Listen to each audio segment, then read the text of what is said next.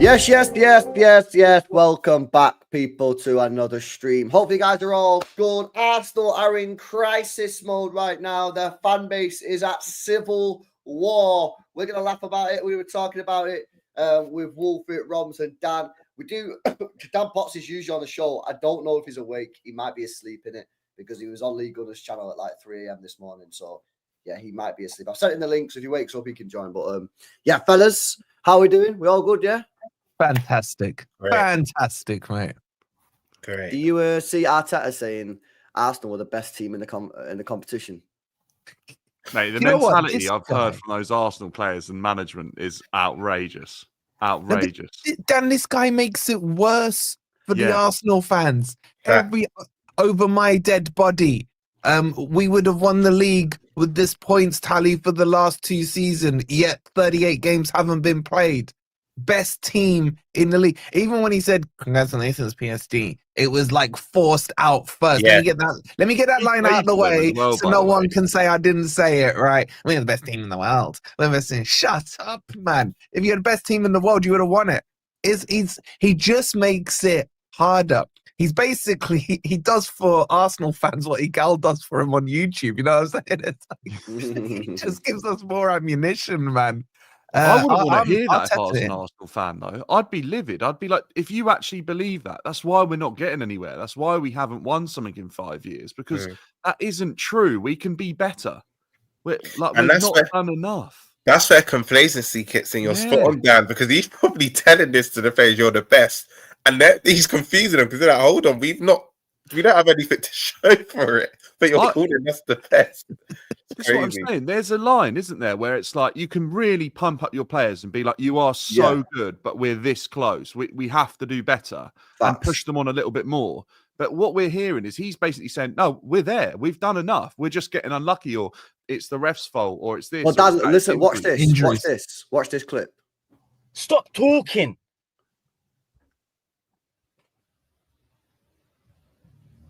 Accountability. What would have been wrong if Arteta came out last night and said they have more quality than us in the final third? What is wrong with that? Oh, Odegaard might get hurt. Martinelli might shed a tear. Trossard might crumble. Oh my God. God forbid. What's wrong with just telling the truth? We didn't have enough. Why is it that we were the better team? Why is it that we are the best in the competition and we're out? As much as people might say, this sort of rhetoric is what makes us a laughing stock, fuck off.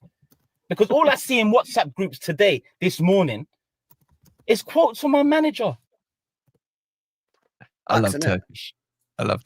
That's so true. Like, bro, I'm not being funny here, but if Arteta thinks Arsenal are the best team in that competition, when he's just played PSG, who are the best team in that competition, the guy's completely delusional, mate. Yeah, PSG have played some unbelievable football. I've seen it firsthand. Rams have seen it firsthand, and Arsenal have seen it firsthand.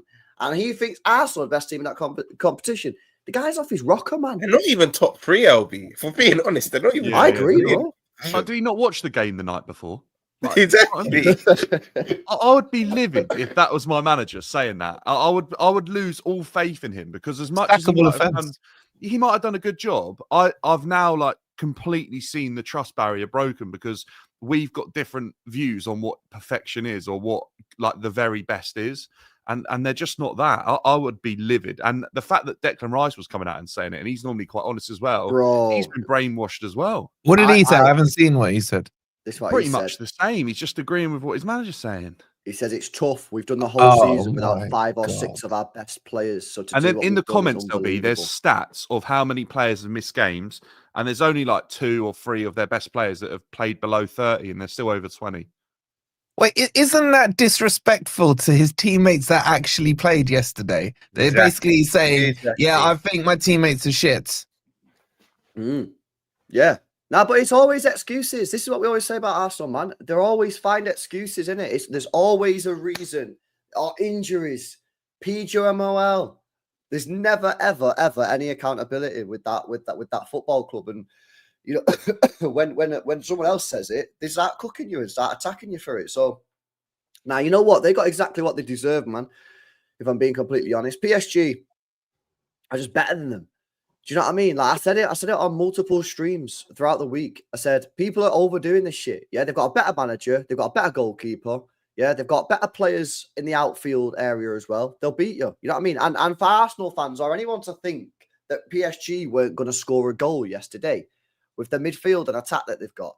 Yeah, big up Fabian Ruiz, by the way.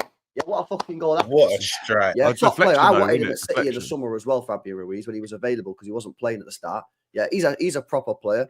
Vitinha was actually a bit shit yesterday, I can't lie. But João Neves, yeah. This is the thing. I didn't even think PSG were that great yesterday. They didn't need to be. They didn't need to. Arsenal whimpered out yesterday. Arsenal didn't even take the game to them, really, I thought. For when you see that Barcelona were 2 goals down, 5-3 down on aggregate, and they went, do you know what, we got nothing to lose. Let's try and claw ourselves back in. Arsenal didn't even do that 1-0 down. They just looked like they just never believed that they had an opportunity to win that game. And they were 1-0 down against PSG, who have never really done much in terms of keeping, their momentum going in Europe. How many times have we seen that PSG team get tested and then fold in Europe? Like, not this young side, we haven't seen too much, but as a club, they've bottled a lot of their biggest opportunities in Europe. Yeah, I can't believe Arsenal come out like that. Do you know what, Dan? I would agree with you, but I slightly disagree with the first 10, 15 minutes because I actually think Arsenal gave it a go. I've never seen Odegaard hit a ball with that much conviction. Yeah, true. That was in a his good whole strike, career. It's a ball. Declan Rice should have scored a header. Yeah, exactly, Wolfie. Declan Rice should have scored that header or at least get it on target. First 10, 15 minutes, I'll give it to Arsenal. After that, I completely agree with you, Dan. I just think they turned into Stoke. I was seeing this abbreviation. Exactly. It was throw-ins, it was corners, they were reverting back to type. And that's when PSG said to themselves, look, Arsenal had to score in that first 20 minutes. Because after that, you knew they would have their spell. You knew they would calm down. I've got egg on my face because I thought Thomas Partey would actually add something to this team. The irony was he was the detriment. One of the goals were from him. But PSG, I agree with you, LB. They didn't have to be good. And what you said, Wolfie, they didn't have to be good at all. And if we're being honest, they could have even been 2-3-0 up. Barcola had a chance where he should have finished. Doué had a chance where he should have finished. Kvaratskhelia hits the post. Without them being good, they were still much more threatening than this Arsenal team. And it's just crazy. And Arteta comes out and said, a lot of my players were crying in the dressing room. I think that's down to him. He's probably filling their head with nonsense. Yeah, he said a few of them were crying in the dressing room. Probably at the thought of him being there next season. I want to know who was crying. I actually want to know who was crying. Bro, you know what it is for me though as well. Yeah, I said this on Hassam's channel yesterday, right?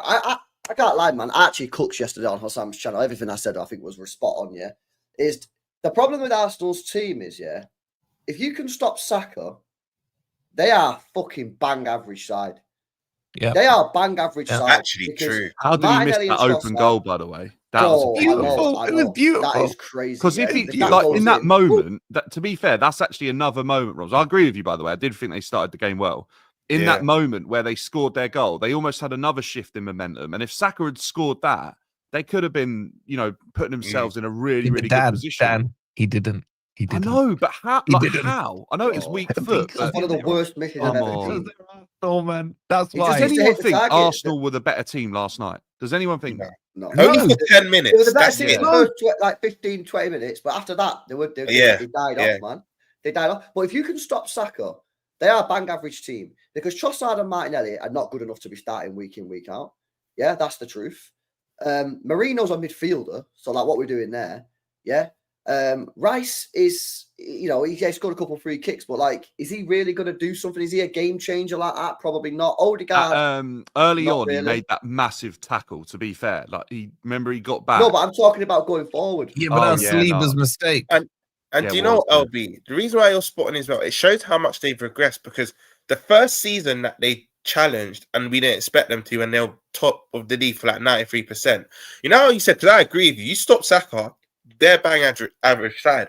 But that specific season, you had Odegaard having a season of his life. You had Martinelli. You had Xhaka scoring from midfield. There was other players that were kind of stepping up. Jesus as well. But you're right. Now, if it's not Saka, it doesn't look like it's anyone. And the only other person you could say is injured because Gabriel would get them out of jail sometimes with a header, but he's obviously not available. But you're spot on, LB. Anyone disagreeing with you, I think they're just delusional. You know what? I'll go a step further. It's not about Saka. It's about pressure. When the pressure is not on Arsenal, Forget if Saka's in the team or not. They can play freely and they can, ball it out a bit and what have you.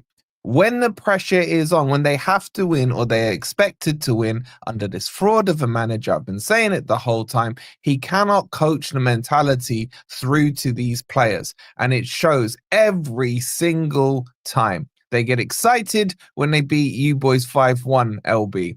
They get excited with their Real Madrid trophy this season. They're the reason. The fan base is the reason they didn't beat PSG, because it wasn't us gassing Arsenal to say that, this was going to be an even match. We were saying, how many times, LB, did we say, well done, you beat Real Madrid, now go win it. It means nothing. It means nothing till you win it. And they're sitting there saying, acknowledge us, give us our flowers. We beat Real Madrid. You can't even do that for us. Where are they now? Are they going to give us our flowers for saying you weren't going to win it? For Arteta being a fraud? Of course they're not. They're all in hiding. They'll just wait for some more excuses, bro. And you know what? I just checked the stats here. When Saka got injured earlier in the season, Arsenal dropped 12 points when he wasn't there. Yeah, the truth is, without Saka, they're not. I'm talking about offensively. I'm not talking about defensively. Offensively, they're a very average team. Do you know what I mean? I've seen this before. We beat the Madrid Cup. That's pretty funny. Love that. That was Jimmy that made that. It's true. Like, would you be wanting Martinelli started at your football club? Probably not. Trossard the same. Would you want Marino starting as a striker? Would you want Havertz starting as a striker? This is all just the facts. Yeah.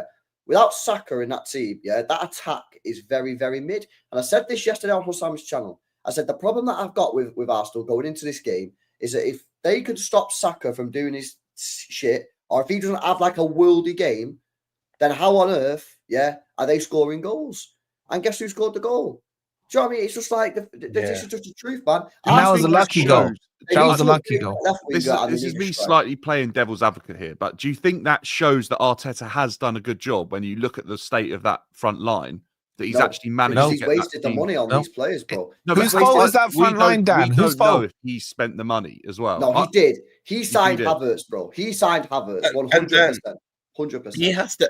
He has to have the blame, because the reason why he's in this situation is because of himself. He could have got there were other options at the time which he refused to get. So I get what you're saying with what he's dealt. Has he done well? Semi-final, maybe, but he's the reason why they're there. He is literally the reason why. Because had they had better quality attackers, who knows? We could be speaking about them going to Munich in the final against Inter. I hear it's fine margin. It's fine margin. So I think the problem is, I don't know the answer factually, but whoever is responsible for assembling the squad, I think they take the majority of the blame at Arsenal. Whether that was him and Edu. It's him and Edu. They did it together. I don't care if you want to say 60-40, 50-50. It's their fault. Opportunity or money spent on the wrong areas. Like if they were nearly there and they needed a bit more firepower and they already had a striker and they bought in Havertz for 60 million, you might go, okay, that might be another 15 goals this season that we can rotate in and out of the squad. But to add him first, that's a big mistake for 60 million, isn't it? And then go, oh, actually, we still need a striker. And the Calafiori deal now looks absolutely fucking Well, their ridiculous. summer window, LB, just in general, they spent, obviously Calafiori spent most of the season injured, and then Marino's actually turned out to be a better 9 than a midfielder. But do you know? Don't forget Raheem the Dream. Oh my gosh! Do you know, Wolfie? If we're going off reports, it's predominantly on Arteta as to why I think Eddie left. Because Eddie I read a report that Eddie didn't want power struggle. Yeah, Arteta's had a power trip. He wanted Havertz. Apparently, Eddie didn't want Havertz. And then it started from that. And there was a few other players. I can't remember the exact players, but there was a few other players. So, Wolfie, it's not even a 60-40, 50-50. It might be like an 80-20 swing in Arteta. So, and that's why I think Eddie did leave the club, because he's like, hold on, I've got a role here and you're not letting me fulfill my role. You're just overriding everything. And he wanted to go to a bigger club. I get that as well. So, do you think... There's too many excuses. There's too many excuses that the happy clappers are giving Arteta. And if you look at every excuse they give, that's still Arteta's fault. Injuries. All right, so why didn't you buy the players? Injuries in December. Why didn't you strengthen in January? We haven't got a number 9. Your fault. We can't get over the line. Next season FC. What do you think is going to change next year? It's going to be the same story. We're going to be sit here feasting next year again, laughing at Arsenal. Wolfie, it's even more pressure because Arsenal fans love to say this 1.6 billion stuff to Chelsea. Well, we all do. But by the end of this summer, I don't know how much they spent. I think it's circa 750 million, maybe 800. But by the end of next summer, they'll only be maybe, they'll probably have spent about 900 million. That's near enough £1 billion under his reign. The pressure's going to keep increasing. That's the thing what Arteta inners don't get. Like, each year that goes by, the pressure just increases. And that you said, Wolfie, they don't deal with pressure. They don't deal with it correctly. And you look at the market now, players might be looking at Arteta thinking, you can't really get over the line. We can go to a City or a Liverpool where we're guaranteed to maybe win a trophy or have a better chance of winning a trophy, or abroad. So I can't lie. It's the fact, add that pressure from your boy Slot. Yeah, this whole trust the process. Yeah, Slot comes in, spends nothing, gets Chiesa, goes and wins the league. And remember, let's not let them forget this.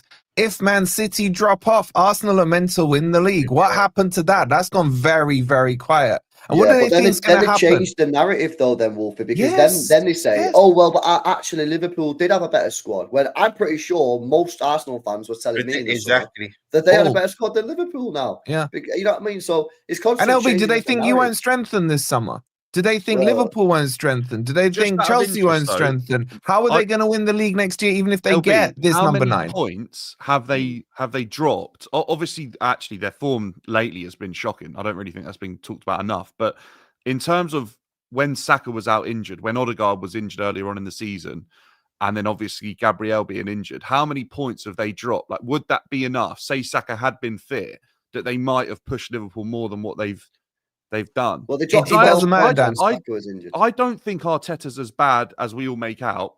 I agree. No, I just don't think he's ever going to be the guy that wins them what they're expecting to win. You know what, Dan? I've always said this about Arteta. He's a good coach. You love him. I see you on Twitter. No, you know, I'm trolling. Man, what are you doing, man, on our Twitter, bro? I seen you, man. What are you talking about? I'm trolling. I'm taking are you actually trolling? Or are you busy? Keep him in. Keep him in. I'm trolling. I'm thinking, yo, what is he doing, man? No, I'm trolling. I'm winding them up. Yeah, but that's fine. Keep trolling. We want him in. What I would say, I said this on this show about a month ago. Arteta will be a good manager once he has 2-3 jobs under his belt. What Arsenal have essentially done is he's on work experience at Arsenal. They've hired a novice. So he's going to make his mistakes here and another club. Because I actually think he'll go on to be a good manager. Like, this is where I'm not trolling. But I agree with Dan. I don't think he's going to be that guy for Arsenal to get them the Premier League or the Champions League. He might get them a domestic cup because he has done it already in his first 6 months. But now he needs to do it in his own team, that team in his own design. I just feel that he's not gonna get the big 2 at Arsenal. Like, and because he is a good coach, I think you don't work with Pep and you don't win certain games if you're not a good coach. Like, he has won some big games, but get them over the line second as well. Do you? Like, obviously this season's a bit iffy whether they might do it or not. By the way, LB, if you actually finish above them, how outrageous will that be considering how many points you dropped? Yeah, I know. That'll be not. That won't be spoken about enough that they have fallen out of a 2-horse race into third. Like, it won't be spoken about enough. Well, you know what, Dan? You're absolutely spot on. I said this yesterday. I said the problem that Arsenal got with Arteta is that Arteta is a good manager. I say when you've got a shit manager, it's easier to get rid of him because they're shit, and you'll be in the bottom half of the. That's why they got rid of Ten Hag at United. Yeah, that's why teams sack managers when they're trash because you're normally doing so bad. The problem with Arsenal is, and the reason why this Arteta debate is so interesting and so divisive is because he is a good manager. You don't finish second 2 years, maybe 3 years in the spin, get to a Champions League semi-final if you're not a good manager. But the question is, can he get them over the line? Sometimes it's better actually to be shit because then you can get rid of him. They could keep Arteta now for the next 5 years and not win a thing. But they could constantly be finishing second. But because they're so close, that debate about should we get rid of him because we're so close is a very difficult one to have. And this is why it's so divisive. And this is why it's a civil war, because people now in the Arsenal fan base are being pushed into one extreme or the other, which is what you see online. So I think he's using the wrong word. I don't agree. Good. I think the right word is he's a progressive manager because his track record shows that he progressed them from 8th back into the top 4, back into quote unquote a title challenge. Progressive manager, I'm comfortable with. Good manager, no, because he can't get them over the line. I think most managers in the Premier League. He is a good manager. He is a good manager, Wolfie, because there aren't many managers able to do what he's doing. He's a good manager. I think 75% of the Premier League managers currently in the Premier League with 750 million spent over 5 years, 15 million pounds in their pocket a year would pretty much achieve what he's achieved. Which, let's face it, is fucked. I don't know if he would, because I think this team is so set in his image as well. This is such a unique side. I think that's why it's doing so well. He's built this from the ground up. He literally rips apart Unai Emery's team. There's like not much left of that at all. And he's built this up and it's in his image. But I just think he still needs someone in his ear telling him, look, that might not be the right way to go about this fixture or that player. Don't add this player into your team, add that player. And maybe he'll get that with that relationship with Bertrand. Even then you say he's ripped it up, which everyone keeps going on about. The problem is the pieces he ripped up, he didn't replace. Aubameyang mixed the toxic, right? Striker, attacker, didn't replace him. Even the shitters he got rid of, Nketiah in the summer, he didn't replace him with a squad player. Do you know what I mean? He's been ripping it up from the front and buying it in the back. I think he bought in Jesus, and I think he believed who had an injury issue even at Man City.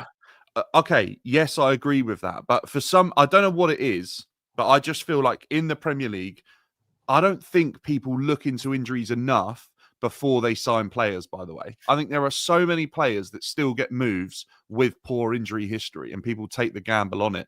You know, there are players who get moves and you'd question their injury history. And then sometimes it works out, sometimes it doesn't. But for me, I probably wouldn't have touched Pedro Neto for 60 million with his injury record. But now this season, he's barely had an injury. So it's really tough to sort of work it out whether or not you're taking a calculated gamble or not.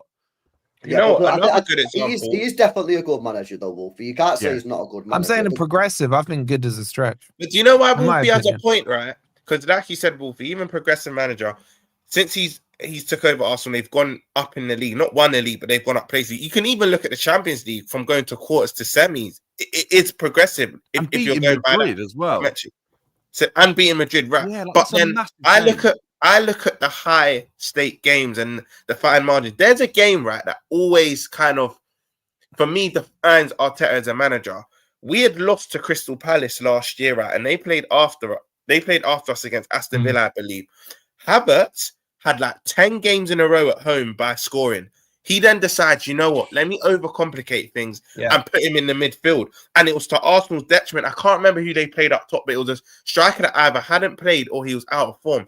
And Havertz was actually flourishing. And that's what makes me think it's decisions like that. You're maybe a decent manager, but I can't say good or amazing manager. I think he's a good coach because I think sometimes tactically he knows how to stop another team. But in terms of decision makings, which managers do in any field of work, he's not the greatest at that. Ron, just bang on. You better think about Go season before that. Yeah, but when they were winning, what did he do? He then chucks Partey at right back and doesn't win a game with it. He chucks Partey at right back. Yeah, but me and LB aren't sat here saying this is the best manager in the Premier League. We're not saying that. We're saying he's a good manager. Like, he's not amazing. He's not great. We're saying he's good. Like, he's better than average. He's a good manager. He's done. I'd say decent. He's got nothing to base it on. He hasn't got a CV. Then we're discussing like, you know, like the different words of the same meaning, sort of saying decent or good, or you know what I mean? Like, I don't know what you're basing that on. Is my problem. Because I think he's got no CV and he's been given 750 million. He's finished second maybe 3 times in a row. Every single season he's progressed, which I think automatically puts him in a category of being better than average because not many managers are able to do that. We've seen him take his team and compete with some of the best teams we've ever seen. I'm talking about Man City. He's gone and beat Real Madrid at the Bernabeu. You know, he's had some really good results and he's had some really, really strong campaigns. I think that takes a lot and you can't underestimate that. But what I'm saying is he isn't at the level of like yesterday's opposite opponent in Luis Enrique. He's not. Who is a legitimately world-class manager.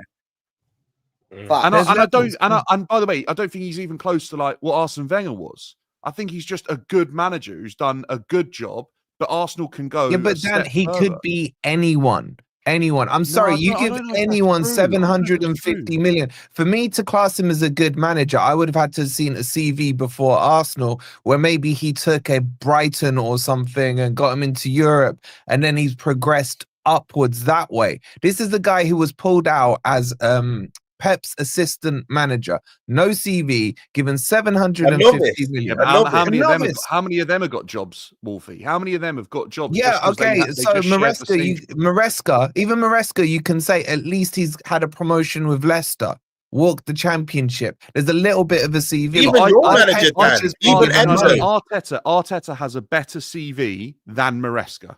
100%. Don't even entertain that discussion. Yeah, he does. He has a better finishing second in the Premier League that many times is a million miles ahead of what Enzo Maresca's ever done in football. Has Maresca spent 750 million at Chelsea? He might have, you know. Yeah, that's a stupid question. I would have more. He's probably spent more than. Do you know what's mad though? Yeah, I don't think they care anymore. But this whole Arteta's finished second 3 times in a row. They're probably going to finish 4th or 5th. They will want still to finish it 4th. Yeah, they don't want they'll to still get Champions League football, but I can't see them beating us. I actually think we're going to be the first team in. I think they've not conceded 3 goals in like 18 months or something. I actually think we're going to spank them this weekend because I just think they're just not Things we're drunk, but they're just not going to be up for it. I just think they're deflated now. Like they have nothing to play for. I think we'll beat them comfortably. And I think Newcastle beat them as well. Newcastle already beat them 2-3 times this season already, and they've got incentive of actually getting, because Arsenal kind of have that buffer. Newcastle don't, and they got Chelsea and they've got Arsenal. So I think they'll go there and win. Sorry to interrupt. If they lose to you and they lose to Newcastle, they then potentially have to beat Southampton, which they should, to be in the top 5. Wait, can they? What, LB? Yes. Can they not get Champions League football? Yes. Could they miss out? Yes. Nah, because they've no one's talking about this. Like Southampton or something. If they beat Southampton, if they draw with Southampton, they could miss top 5. No, but that's it, LB. That's sorry, not LB. Wolfie, that's it. This is why I know that they still get top 5, because to their advantage, you and Chelsea and other teams in the top 5 have to play each other. No. Maybe I need to look at it. Listen. I've done the maths on this. If Forest win their next 2 games, which is against Leicester and West Ham, 67, same points as Arsenal. Yeah. If Chelsea beat Man U and draw with Newcastle, something like that, it will get them enough. And if Villa win their games, Villa can get to 69 points, by the way. Don't forget about Villa. There's still a scenario. Huh? Goal difference, they'll be ahead of Chelsea. And No, because they'll still be on 67 points going into the Southampton game. This is what you're forgetting. So what you're saying, Wolfie, if Arsenal lose against us and Newcastle, which I do think happens, and then maybe even just drop, not even beat Southampton, just draw. A draw with Southampton could potentially, if all the other results. Now, I'm saying a lot of stars need to align. Yeah. Imagine Ramsdale scores from a corner. There ain't no way Arsenal missing out on top 5, man. Stop smiling, LB. Stop smiling, LB. If they miss out on top 5, you know how mad that's going to be if they miss out on top 5. Ain't no way they miss out on top 5. Could you imagine how much we will feast if Arsenal miss out on top 5? The scenario, Dan, you won't like it. For Arsenal to miss out on top 5, Chelsea would miss out as well. So you're looking at Forest, Newcastle, Villa, and Man City getting it. Right. I'm there for it. I am there for it. So where would Chelsea finish? 7th? You would finish 6th or 7th. Oh my gosh. That means we lose every game from now. He's like fucking Joe Gardner again. Listen, before I come to the chats, by the way, Potsy's on his way. He did fall asleep. I'll come to the super chats in a second. I think this is a great point here from Witherspoon. I thought that was me.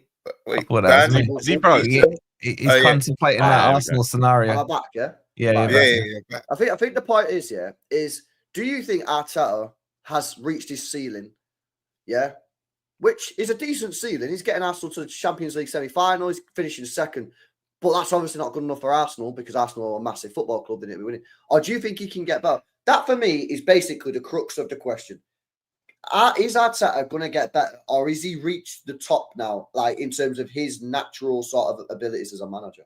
This is a spot-on question because I just think I agree with Witherspoon, right? I think Arteta's reached the ceiling at Arsenal. I genuinely believe, I've said this for about the past 6 months, he will do well elsewhere. But I just feel like it's his first job. He's a novice. And it's unfortunate. This is where I think Arsenal went wrong, because the stature of their club, they shouldn't have hired a novice. They just shouldn't. I can't see any of the other top 6 clubs hiring a manager and giving them their first job. And this is where sentiment kicked in, because he was club captain, because he won them FA Cups. They were like, you know what? And you know what, LB? I think a bit of his time at City, because he worked with the best manager in world football of the last 4 or 5 years. They gave him the job, but being number 2 and being number 1 is a completely different pressure.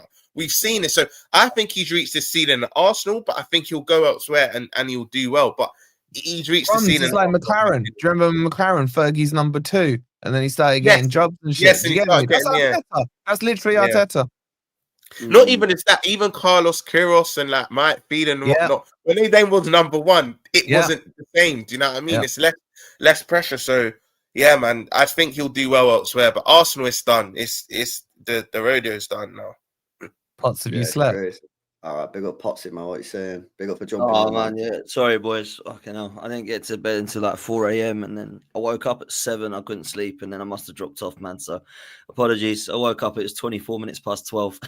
So yeah, sorry, man. It's calm, man. It's calm. We've been rattling the Arsenal fans on our own, so it's fine. Let me just do these chats, bro, and then we'll bring you in. Yeah, go on, man. Go on.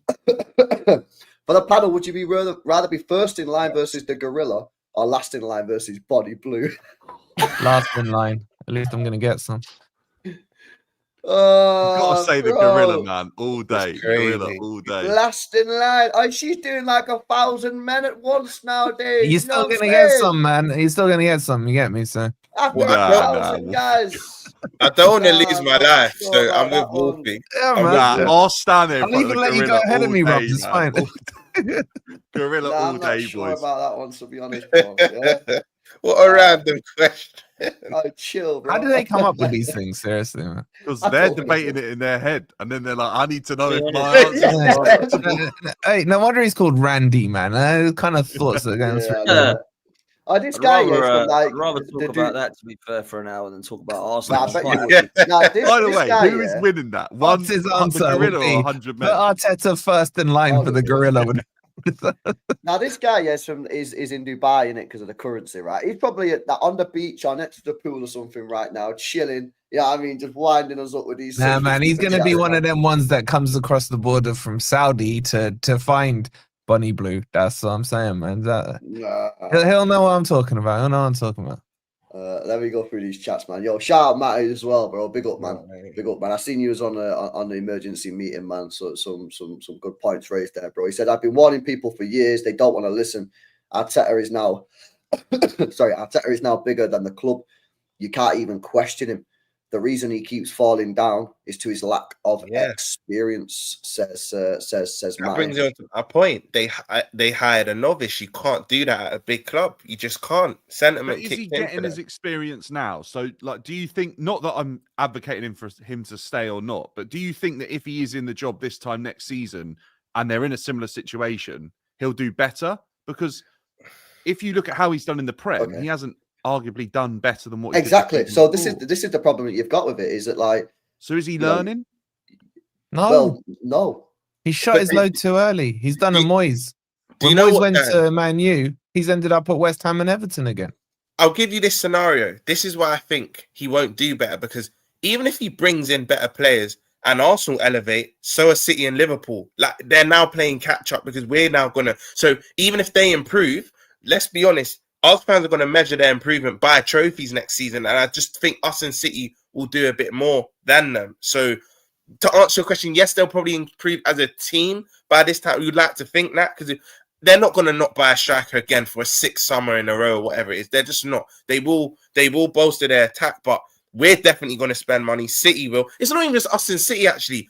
Forest will, Newcastle will, your Aston Villas will, Chelsea will if you get Champions League. United, I already said they're winning Europa League. I have to do some upgrade. They're going to attract players, and they always seem to do, even if they're out of Europe. It's not just Arsenal, it's everyone around them. So even if they do improve, it can still not be beneficial to the fans, if that makes sense. Do you know the biggest thing? Let me ask you this, Rums. Oh, what happens if he goes on a title run next season, say like the one last year, and loses it? Like, is this going to be black and white next season, trophy or gone? Or will he get away with it again because they nearly did it? Do you know what I I'll be mean? real, Wolfie. The only way you can get away with it is if he has a title race like last season, he'll have to pick up one of the domestics or the champs, I think, to suffice the Arsenal fans. That Pep was the will be chat able we to- had all this summer, though, wasn't it? Yeah, That he yeah, cannot yeah. afford to not win something this season. Even if he gambles and does really well in the Champions League or something, he still has to pick up He is the something, most and he just didn't protected do it. manager in this league. The man. only It's thing embarrassing. I kind of wonder with Arteta is that has he, like, one, I agree with what you're saying about reaching his level. Has he learned? I don't think he has. I don't know if he's going to show that he's going to learn. Like, even if he goes to another team, is he just one of those guys that's just going to prove that he's not able to learn? He's got his views on football, and that's as far as it's ever going to take him. Well, Dan, let me ask you: if Maresca got sacked this summer, would any of you take Arteta at your club? Yeah, I think he'd probably be better than Maresca. Yeah, I said he needs a few more jobs. Like, if I didn't have Slot, I think I need to see him manage at least 2-3 clubs before I even consider that. I think even 2's not enough experience. He'll need at least 2 or 3. I wouldn't take him.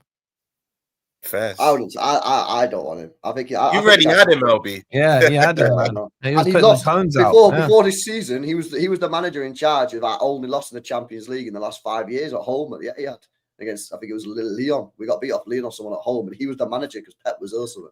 You know, as well, by the way, I don't know if anyone thinks this, but with a manager that's so-called like a progress manager, if they don't, I feel like the issue with a progress manager is that by the time you get to like this stage, the belief starts to go a little bit. I think you got to come in early and do something to like get everyone on side. Which is why, Dan, I've said for years, and the chat will know because I have legit said this for years. I think Arteta, these major issues where he's gone wrong is disrespecting the domestic cups and not full sending those domestic cups because to get the trophies. Yeah, bro. It's like, just although to you get the didn't win moving. it, he told that Liverpool team, he was like, we are going to go and try and win this, and we've got to build belief in the team. And although Newcastle ended up winning it, that put belief in that Liverpool team that they were good enough. I think Arteta's not even got to that stage, has he? Mm-hmm. He should have stat padded. He won the first one in the first year. He should have stat padded the fucking. Should have kept doing that. He got Terry Shields. Don't disrespect those. That arguably saved them, because I'm seeing a few tweets and whatnot. It was Aubameyang's 2 goals that saved him his job, because if you remember after that FA Cup win, the next season was quite dreadful. Yeah, it was 8. It was quite dreadful. But the reason why some Arsenal fans were clinging on to it is that, you know, he's brought us a trophy. He's warranted to have his time, to have his players and bring his players in. But you've got a good point, Dan, that he kind of has to, sorry, LB, he has to do stuff early. But if you look at it, he actually won them a trophy. He did. No, but then he stopped, and he not done anything. And then he got rid of anyone that bought into the idea of him. He got rid of all of them. He got rid of all of them. Do you know what I mean? Like, I don't even think you have to necessarily go and win the trophy. I think as long as you show that you're hungry for it and you want to win and you get everyone on side, and that even losing a final creates that hunger. And I think he did that in that season where they finished second. And I think he created the hunger for them to go again one more time. Like you said, Bombs, they're going to be so downbeat after this. Do the players go, I don't know where to find the hunger anymore? And the message is exactly the same as it was the season before. Maybe I just need to hear a different voice. Yeah, but Dan, it's not even that. The style of play 2 years ago under Arsenal was sensational. Under Arteta to watch. That first half of the season, you would watch as a neutral an Arsenal game. What was it, Potsy? Was it Partey, Odegaard, Xhaka? Was it that midfield? Yeah. I don't think he got close. Even it was so good to watch. They were blitzing teams. They've regressed in terms of style. Minutes. Bro, they've never replaced Saka. They've never replaced Saka. Nah, they didn't. You know, I actually think they should have gone balls to the wall for Fabian in the summer, because I think it was the closest they could have got to Xhaka. I actually think he would have been way better than Marino. You know, Wolfie, that year, I remember they were winning games by the 30th minute. I remember there's a game that stands out to me, Bournemouth. They went away to Bournemouth and blew them away. They blitzed 3-0 in like 20 minutes. The game was done. Jesus scoring a sick goal or the sick assist. I can't remember which one it was. Literally walking through. It was sensational football. I'm there thinking, you know what? Maybe there is something about this Arteta guy. Yeah. And then it's just regressed. I think if I'm an Arsenal fan, if I'm still seeing that style of football, I'm still thinking, okay, there's something here. But yesterday, what's his tactic? He went back to the Tony Pulis book. He's done the corners and he's like, fuck it, let's try the throw-ins. Let's see if I can get something from Do that. you think that's because he believed that the reason they didn't win the league was because his side was sort of too open and at times that cost him in that season? No, I just think he thought- got PTSD from that first year when they bottled it against Liverpool. So then he tried to get pragmatic. And so then he you have thought, to find that balance. He went too much the other way. Too much. Exactly. He took away, in my opinion, what made Arsenal so special in that first year, which was they was just blitzing teams off the pitch. And guess they were what? raw, exciting, new, different, everything. But the thing is, man, when you play like that, sometimes you are going to take the L. Sometimes you're going to fuck up. Unfortunately for them, they did it back to back at a bad end, but at the bad period of the season. But then he did that last year at the start of the season. All these Arsenal fans tried gaslighting everyone, saying, "Oh, he's just trying to save the players for the end of the season." Like, fuck off, mate. He's changed the tactics completely. He's took away what's good, and now you're muddied. Anyway, let me finish these super chats, and we'll bring Potsy in, man. Big up Matty as well for the super chat, bro. Big up Craig Lee, man. Big Toon fan. Says Arteta will be calling Howie's quad farmer soon. Says Craig Lee. Yo, big up, man. Big up to you. Big up Naval says Arsenal beat a shit Real Madrid. That wasn't on it. If they was on it, Arsenal wouldn't have won hands down. Everyone knows that. This was the only way they was going to beat them. You want cred? Beat them when they're on it. Says this. Naval. I'll be real. This is very disingenuous because the narrative was still, it's even though Real Madrid are bad, they can still create something out of nothing. You have to credit Arsenal for those two ties in isolation. Agreed. And then you have to say, like go on and win it. They were still fighting for La Liga and pushing to go further in the Champions League. They still are. If they beat Barca this weekend, they're behind. Where is it? Where is it? What? Where's what? I'm not sure. Clasico. Let me check. While he's checking that, I don't want to speak for Naval in it. Maybe what he's saying is that like the level of gas that Arsenal gave the victory was like maybe he's put another super chat, mate. It's at Barca. It's at Barca. Oh, he's put another one in. Yeah. If you beat the best team, that's bad. You have to prove you beat them when they're on it. That's the difference because you can't fool United fan, Liverpool fan, City fan, Chelsea need that harsh criticism. Says Naval. Arsenal need that. Arsenal need that harsh criticism.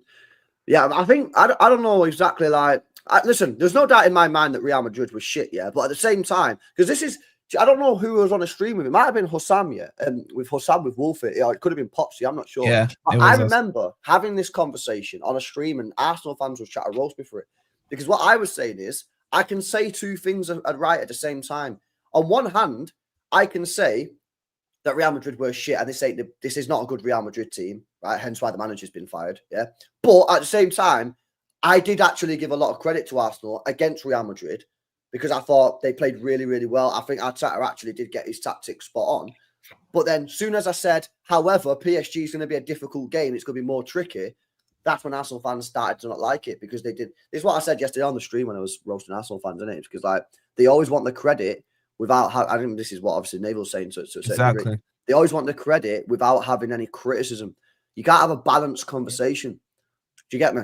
Yeah, because when we said to them, "But go and win it," they're like, "Why is there always a but? Why can't you just give us our flowers?" Yeah, do you know what? After the Real Madrid game, quickly ones. After the Real Madrid game, bro, I said, "GG's Arsenal, you smacked them." Then like, that was a top performance.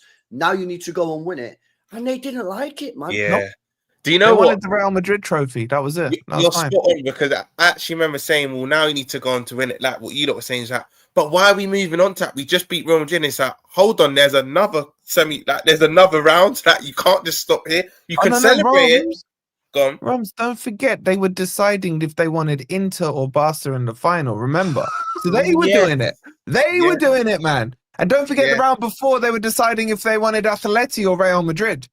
That's the difference here. No, but when we say go and win it. Even PSG, a vast majority of them, do we want to see Emery again? You know what I'm saying? PSG have beaten every English opposition, and then they beat Villa, and who have obviously proved as a test for Arteta, and they beat Liverpool. Like I would, Dan, do you want a crazy stat? That hurdle massively. Do you want a crazy stat? PSG have beaten more Premier League teams this season than Spurs have.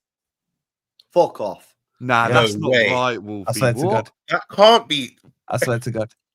Nah, how many wins have Spurs unless Wolfie, a lot of Spurs wins has been twice against the same team. But even that mathematically might not be correct. Ain't no way that's true, PSG have won as many games against Premier League oppositions as Tottenham in 2025. Oh, 25. That's That's still mad. That's still crazy. That's still crazy. That's put a Come on, smile on Potsy. That must face, put man. a smile on your face. That's Come what- on. I love it. I'm trying to help you out, Pots. Let man, me 'cause I finish love these you. super chats and then we'll come to Potsy. I want to hear it. Lads, short, man. I need to get through these super chats, innit? Stop interrupting, man. Right. It's a good day, though. Shout out Ahmad, man. Says, stay humble, heart. LB, KDB to Liverpool. What you think? It's already been debunked. James Pearce, who's a big Liverpool source, has come out and said, nah, it ain't. It's fake news, innit, bro? But yeah, stay humble there.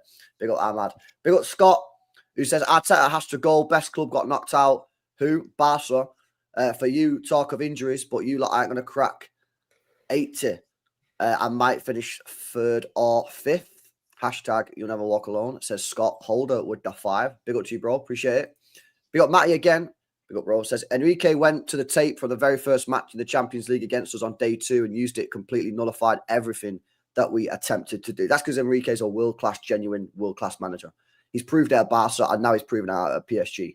He's a world-class manager. Big up, bro. Big up Mish, who says Arsenal are the only club who have aura farming set-piece coach. Yeah, but now seeing fan base turn on him as well, man. You know what I mean? How can you, Potsy? Do you like him? Because that looks irritating to me. Like stepping up to the top, like the plate every time you get a throw in or a corner. Yeah, I'll touch on it in a minute, mate. But yeah, you're right.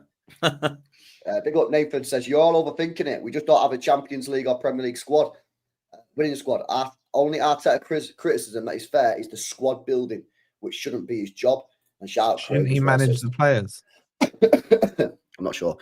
Greg Lee says, big up, Dan. Smile, brother. We still love you. Dan, sorry about that, man. These guys was waffling after every super chat, bro.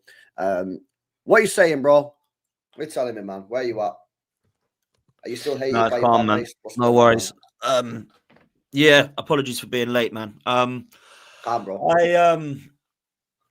I don't really know how anyone can still stand behind this manager, if I'm honest with you, mate. The goalposts seem to be fucking changing every year.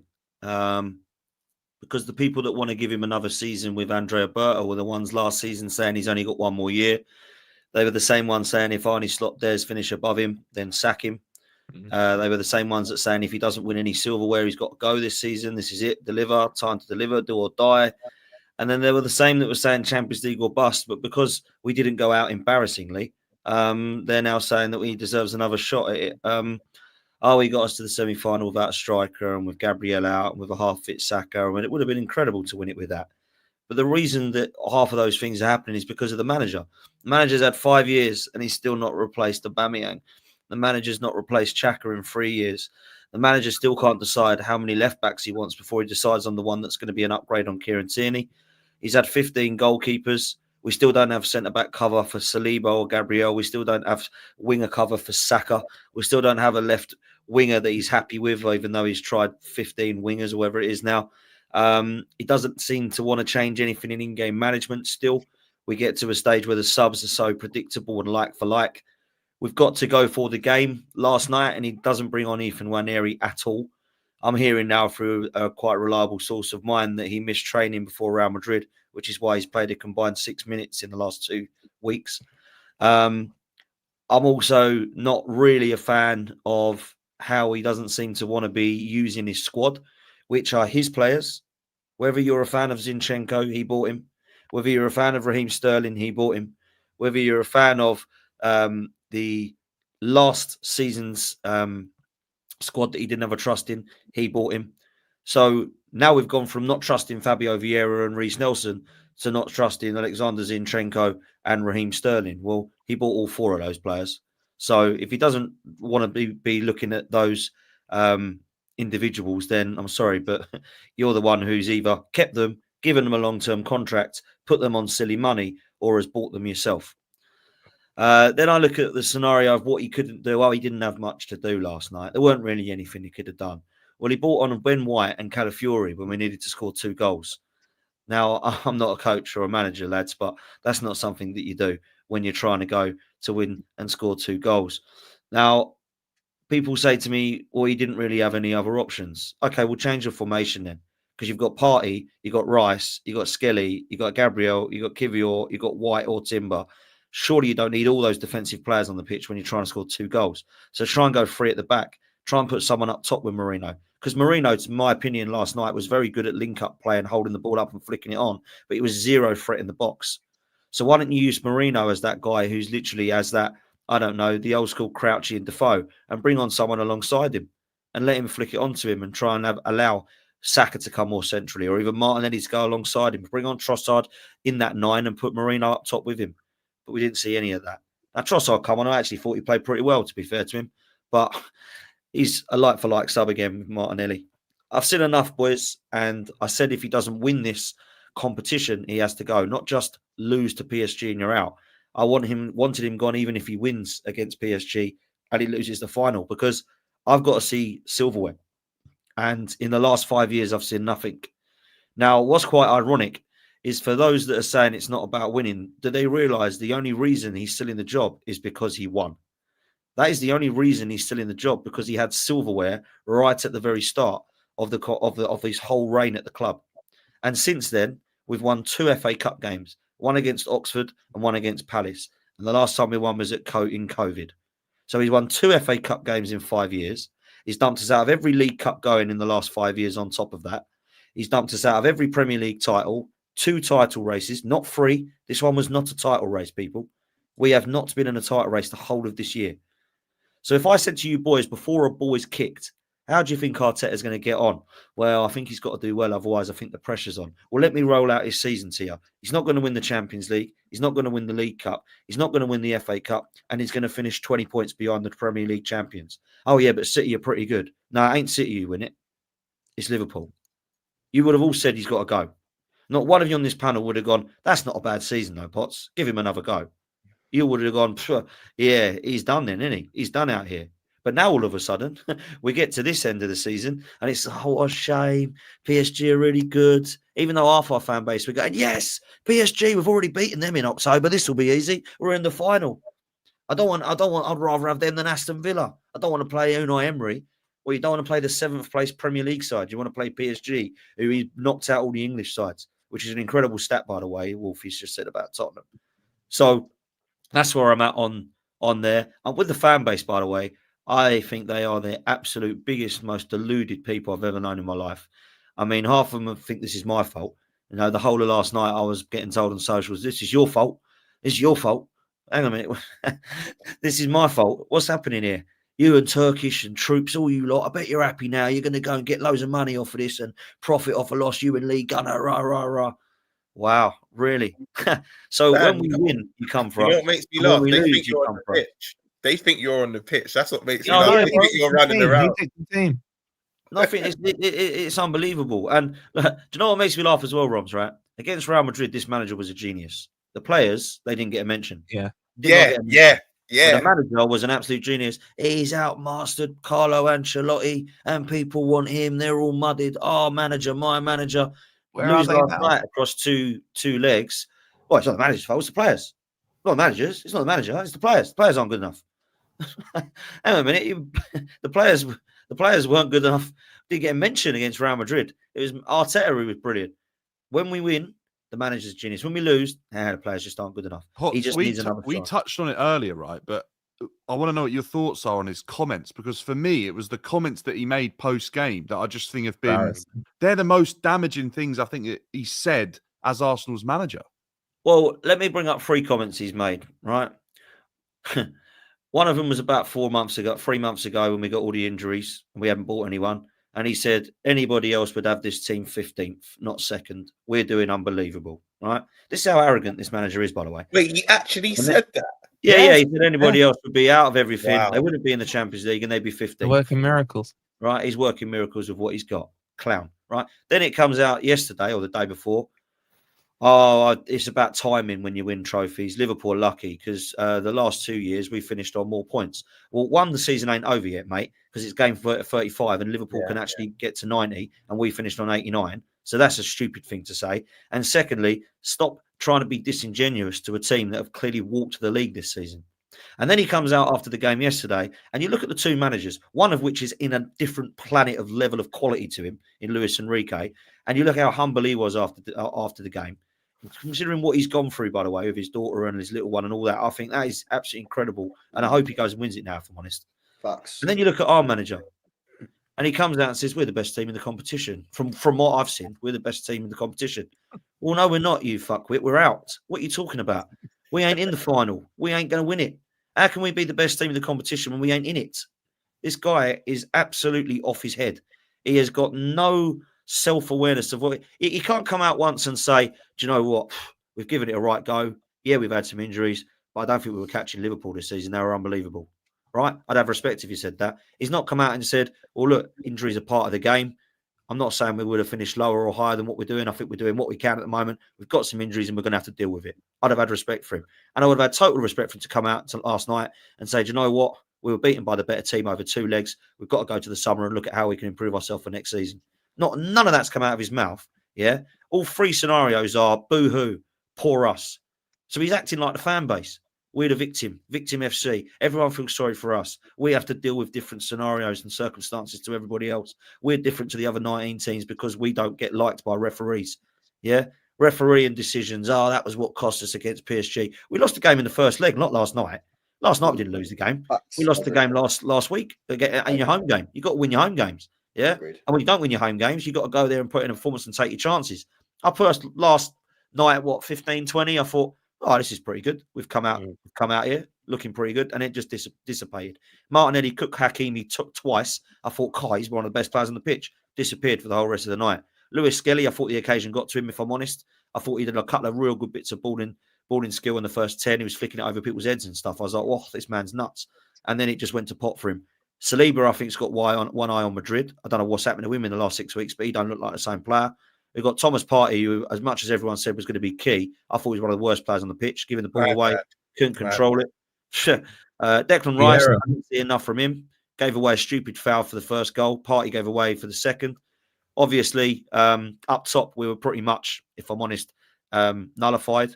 And other than Saka and maybe Timber, I thought were good down that right-hand side, that was about it for me. I thought everyone else was off their game, and that's why we didn't win. PSG were clearly the better side. I hope they go and win it now. And the other reason, not just because I like Enrique, and I'd take him tomorrow, by the way, because actually what I think with PSG, if they won this, right, it would be funny with Mbappe leaving, but also what would be funny is they've not got Galacticos anymore, PSG. They've actually got a team. They've got a team of Kvaratskhelia, of Dembele's, of Fabian Ruiz, of Vitinhas, and they've actually put a team and assembled it together, got a manager getting them playing. If they won, I think it would actually be quite good for football in general, if I'm honest. So that's where I'm at. And I want the guy gone. If he doesn't go, which I don't think he's going to, then I'm no longer Arteta out, and I'm coming for the 2 from America upstairs. Because that, for me, ain't acceptable to have 5 years at my club without winning nothing, going 21 years without a Premier League, which is, by the way, majority of their shareholding. They bought in the club in 2008, and we've won a handful of FA Cups since. Yeah. So for me, to not get near a League Cup or any form of European trophy, and of course, 21 years without a Premier League, that ain't enough for me, because people say we're the 3rd biggest club in England. Yeah, trophies say that we are, but we don't act like it. Because for the last 2 decades, it's been a shambles in terms of what we've lifted. Chelsea have done it, outweighed us. Liverpool have outweighed us. City have outweighed us. We're going to end up turning into Tottenham Hotspur very, very soon if we ain't careful. So I'm done with this whole process and shit like that. And do you know what? Who do you want? Who do you going to get? Who do you want to replace him? Who are you going to get? I hate that question. That pisses me off when people say any single manager that I give in is not better than Mikel Arteta. So I'll tell you who I want. Vinkus. Do you know who that is? The Man City assistant manager. That's who I want. Give him 5 years, 750 million. Tell him he don't need to win anything, and we'll be all right. We'll go for another process. We start phase 1 again, and we'll get a fucking dog called Trophy. There you go. That'll do us. Let's do that. You know what I mean? Because every single manager you give, they just throw a load of crap at you. Simone Inzaghi. What? He plays boring football. Yeah, he wins, mate. Diego Simeone. What's he won in the last 3? Well, he's got credit in the bank to say that he's a winner, mate. Yeah. Carlo Ancelotti. What the hell would you want him for? We've just beaten him. He's washed, mate. What did he do at Everton? Antonio Conte. Well, look at what he did at Tottenham. Yeah, mate. He's about to win Serie A with Billy Gilmore and Scott McTominay. What are we talking about here? I want a CV that says I win. I can get this team across the line. Because if we've got a Brendan Rodgers on our hands, yeah, Roms was probably in the same scenario thinking, Klopp, okay, that looks good. Win, win, win, win, win. Bloody hell, this was the right thing to do. I remember when Man City had Mark Hughes, and to be fair, when he first took over and he brought in some players that were all Premier League quality, I didn't think he was doing a horrific job. But they needed Mancini to get across the line. And if I'm honest, Pellegrini did all right, but they It's needed like Howe at Newcastle as well, Potts. Eddie Howe at Newcastle, and yourself, Dan, Ranieri at Chelsea. You needed Mourinho. 100%. So there's so many examples of this that we might now need. He might be the nearly there guy, and people think I hate the guy. I don't hate the guy. I think he's done great to get us to where he's got us challenging, right? But I want to win. I don't want to be challenging. I don't want to be coming second. I'm not now getting excited. Oh, I can't wait for these next 3 Premier League games. Get involved right in that top 5 race. I couldn't give a shit if we come fucking 12th, mate. We ain't won anything. Yeah. So again, we're losers. Yeah. People getting excited about coming 5th and all this. Tap me out, man. I'm not interested in that crap. Honestly, I'm sick of it. This is what I don't get, and with a lot of the feedback you get when you speak like this about your club passionately, that it obviously shows that you love your club and you expect better and you have standards that aren't being met. How people can question whether or not you actually support your club. They tell you you're not a real fan, and that's the stuff I find absolutely baffling. Oh, that's just not narrative. Not one thing I've heard Dan say suggests to me that he doesn't love his club, that he doesn't support Arsenal. He's hurting. And I think we've all been there as fans. I've always said it's the opposite. Fans like Potts and whatnot, they love, and I don't want to point score, but they love the club more than the ones that are just enabling everything, because it's like, hold on, he wants the best for the club. He's being honest. Where the club could be drowning and you're still backing it. It's like, no, like you need to be harsh. It's like, I don't have children, but it's like having a child. You're not going to tell them yes all the time. It's going to be yes and no. You want to teach them the values of things. So I'm with you, Dan. I think it's crazy when people just say, I think that's two forums. I don't get why people can't support or have an opinion on their club the way they want to. If Potts wants to be Arteta out, if some people want to suck off Arteta, it's their business. I don't mind it. Have the debate between them as well, but don't then tell that person you're not allowed to have that opinion. Yeah, I get it. It's across all of it. I get it all the time. Yeah, I was Cooper out. Oh, I hate Forest. I'm a Derby fan, blah, blah, blah, all the stuff. It's in every fan base. But why is it? It's your opinion. It's my opinion, follow it, or you're not an Arsenal fan. Or my opinion, follow it, you're not a Chelsea fan. Fucking grow up, man. Grow up. If someone wants to come up against Dan and debate what he's just said, I would love to know who can counter some of the points he's made. And the thing is, I love you, Dan, but I hate doing streams with you because I agree with everything you're saying, so I can't cook you. It's hard. It's hard. We were saying it off air. But the one thing I will say to you is never, ever, ever again doubt your instincts. That's the one thing I can hold against you, Potts. Because I heard you 4 or 5 years ago saying your gut instinct was he was not the guy. You were prepared to eat humble pie if he got it over the line. Trust your gut instinct, man. You know enough about football. You were right back then. You are right now.